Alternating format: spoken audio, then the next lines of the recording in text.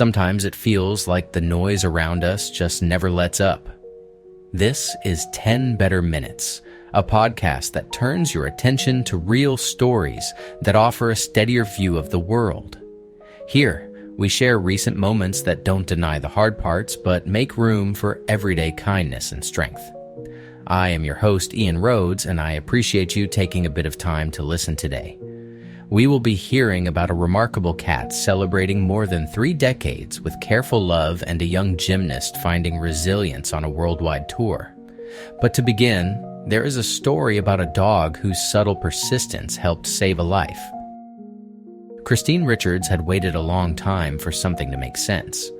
For years, her 61-year-old Chihuahua, Flag, would repeatedly paw at the underside of her arm, right near her armpit, as if he had an important message he could not put into words. Christine, busy with everyday life in Wellington, Somerset, kept brushing it off. Then, one day, she noticed a small lump under her breast. It was the kind of discovery that quietly changes the air in a home, because suddenly, that earlier behavior felt less like habit and more like a signal. Christine did what she needed to do next. She made an appointment with an oncologist for evaluation. Flag's alerting turned out to fit into a much larger picture. Christine was diagnosed with an aggressive hormone-sensitive lobular breast cancer, and it had spread to her lymph nodes. She went through surgery, radiotherapy, chemotherapy, and drug therapy. And hope arrived in a practical way, step by step. About 1 year later, Christine was told the cancer was in remission. In the years since, it has not returned. Even more simply, Flag stopped pawing after her first round of chemotherapy, as if the worry he carried had eased. The story does not promise that every paw at an armpit means cancer, but it does remind us that paying attention to what feels off and getting answers early can turn uncertainty into steadier ground.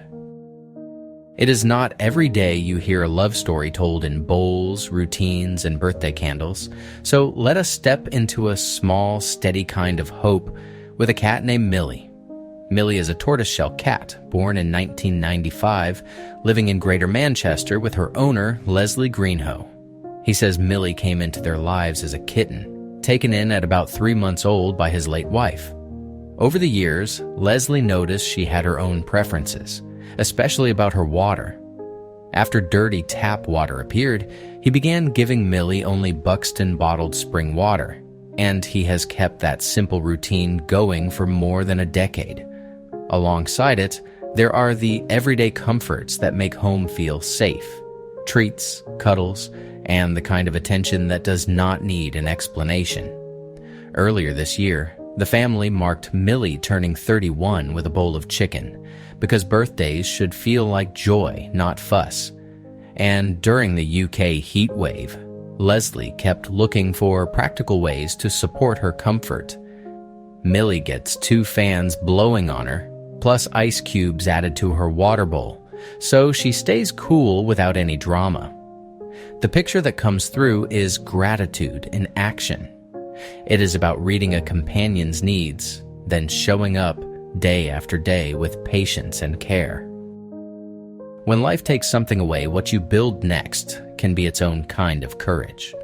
Today, we are looking at a young gymnast whose determination turned recovery into performance, and performance into a message of hope. Oleksandra Pascal, known as Sasha, is a 10-year-old Ukrainian rhythmic gymnast. She had to have her leg amputated after a missile strike, and the road back required more than just patience. During her recovery, she returned to rhythmic gymnastics, relearning movement, balance, and confidence step by step. Earlier this year, she won gold in Romania, a result that feels like proof that perseverance is not a slogan, it is a practice.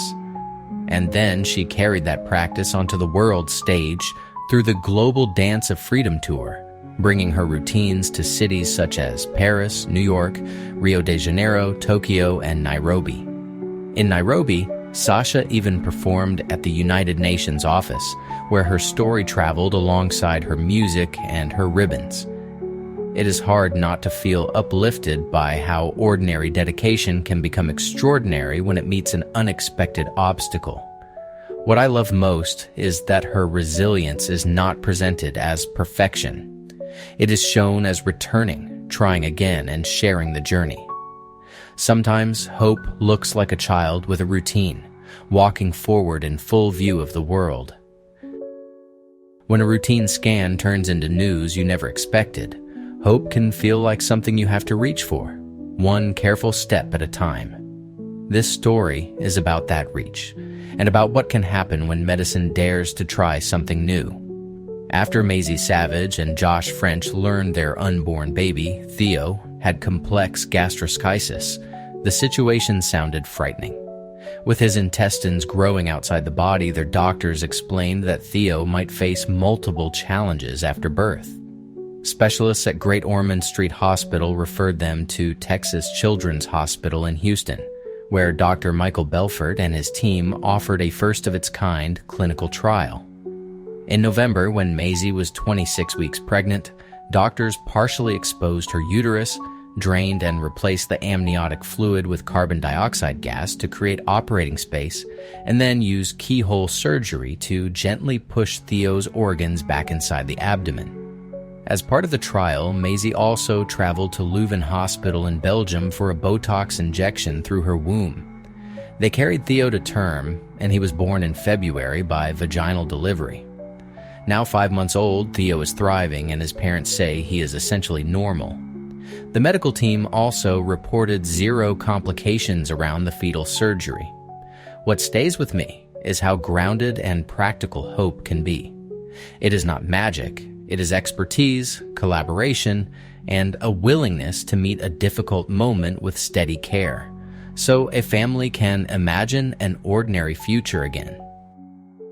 You know that feeling when life keeps asking for more than you meant to give, like every knock at the door or every invitation expects an automatic answer. In a recent r/Ask Reddit thread, people talked about something they only realized was optional once they saw someone else not doing it. One person said silence became easier after watching a comment that was simply, "I do not know enough." Instead of filling space, they felt allowed to leave the moment alone. Others shared similar small releases.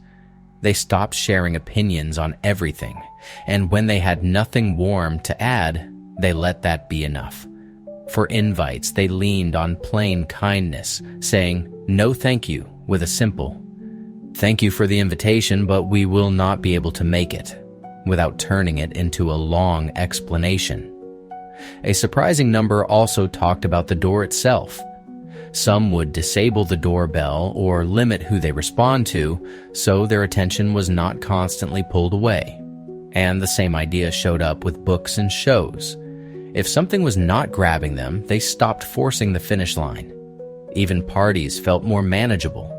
One person described asking whether someone truly wanted to be there, and when the answer did not feel like yes, they did not invite her after all.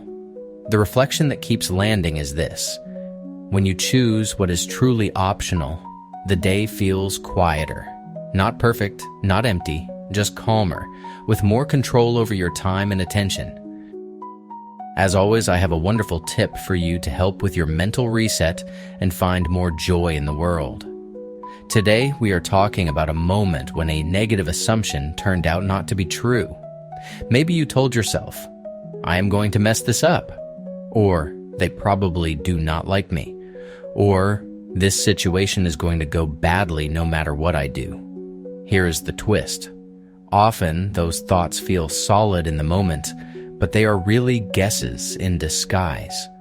Try this small reframe the next time your mind starts drawing doom conclusions.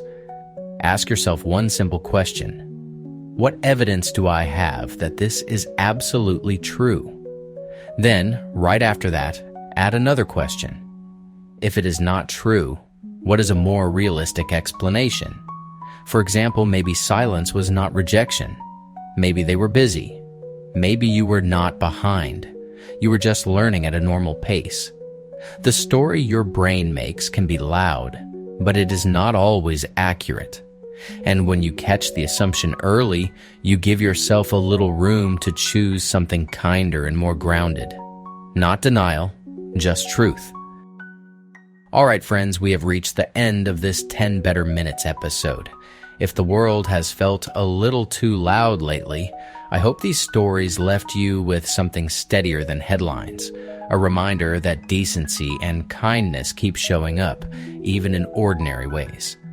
If you would like a few more of these grounded moments to return to each day, you can subscribe or follow so new episodes are waiting for you. And if you have a good news link or a local positive story you think more people should see, please share it in the comments. I really do read those, and they help build a bigger, kinder picture for everyone. This is Ian Rhodes with 10 Better Minutes. Take care, and I will see you tomorrow.